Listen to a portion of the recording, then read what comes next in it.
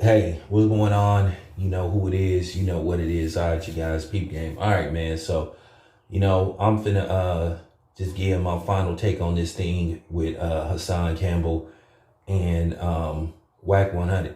Like I said before, man, as you hear more of the recorded phone call, which, like I said before, as far as Hassan Campbell, recording the phone call, like I say, real niggas don't do no shit like that. At the end of the day, men talk amongst men, and you don't sit up there and record no phone calls and then you leak the phone calls out. At the end of the day, he's saying people congratulating him for that. And I do understand, because at the same time, it's kind of like a double-edged sword, you know, due to the fact he did record Whack 100. At the end of the day, this is just real talk. Y'all know I interviewed Whack 100 like about 3 or 4 years ago.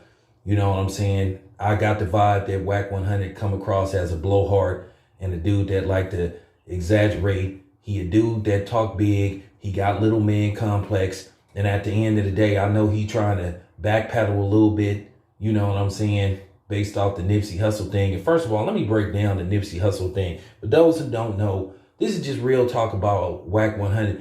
I gotta start questioning the dude who seemed to like to have sex tapes of other men having sex with other people. Like, why you buying these tapes and saying you got them?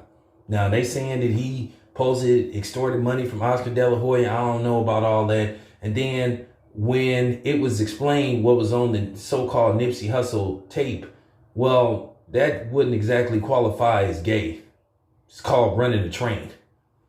And if you watch porn, that's random, where you have two guys screwing around with one lady. So, as long as it ain't, the dudes taking turns on each other, you know what I'm saying? So, for real, man, I'm going to tell you what it is about Whack 100, why he so fixated on people being gay and all that stuff. Because for those who don't know, Whack 100 has an openly gay son.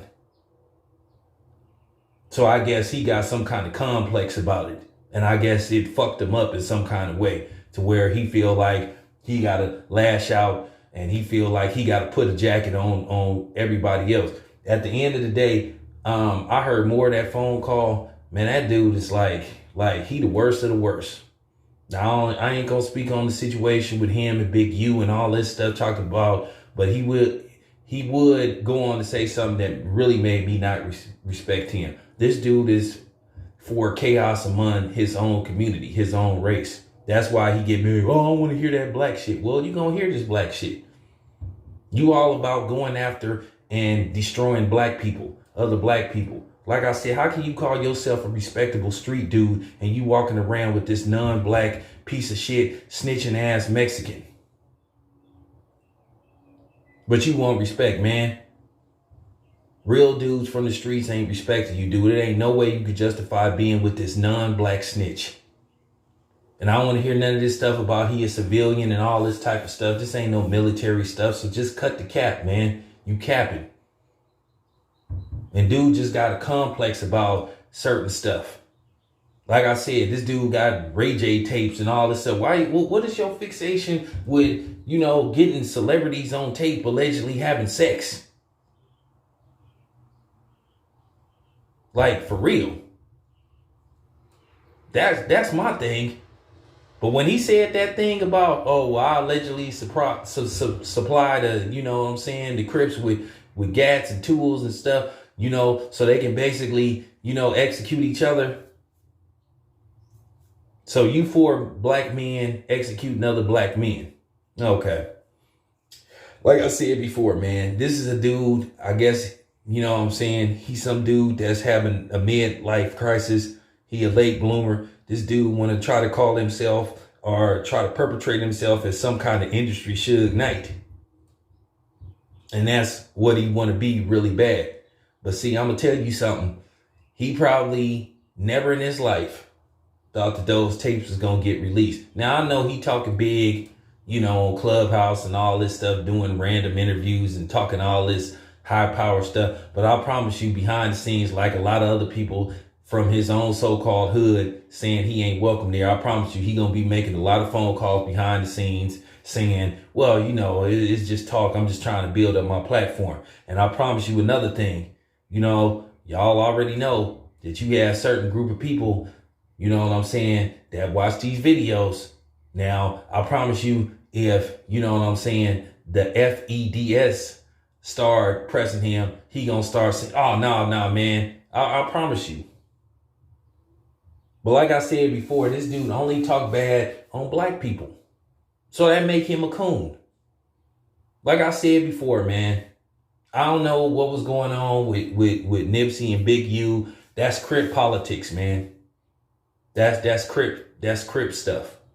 You know what I'm saying? I have a lot of people from LA that follow my channel. I got a lot of people from LA that's Crips and Bloods that mess with me. So at the end of the day, I ain't gonna take it there as far as that go. That's some stuff that gotta be sorted out between them two groups, them individuals. But as far as the other dude go, as far as Wack go, man, like I said, man, the dude is just a terrible nigga, man. He a toxic ass nigga, man. And that's just the only way you could put it. He toxic.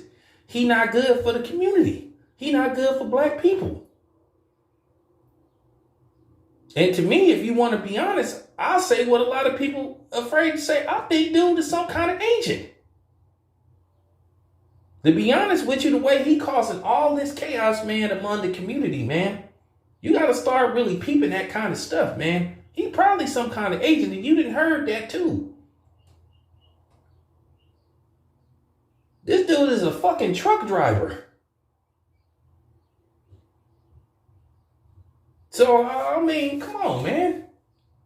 I'm just saying, man, I just really did peeped out what type of cat this dude is, but I kind of saw it in him anyway. I done seen the dude, I done sized the dude up. You know what I'm saying? I know what's up with dudes like him. But like I said before, yeah, he talking a good game. Like how he ain't tripping off Hassan Campbell leaking them tapes. I promise you, behind the scenes, that dude, he making some phone calls. And I can promise you on some street shit, he looking over his shoulder. On some street shit, I know there are certain places in LA, for his sake, he need to stay clear away from. Because I'm gonna tell you something, as far as LA go, the way LA is spread out, I was just in LA a couple of weeks ago. Them LA dudes can show up anywhere. That's just real talk. You just never know. But at the end of the day, he ain't from LA. He from the Valley. So I'm just saying, man. Dude playing with fire. And I wouldn't be surprised if he get burnt really bad. That's all I got to say. I'm leaving it alone. You know what I'm saying? He a master of chaos. You know what I'm saying? So that's suspect.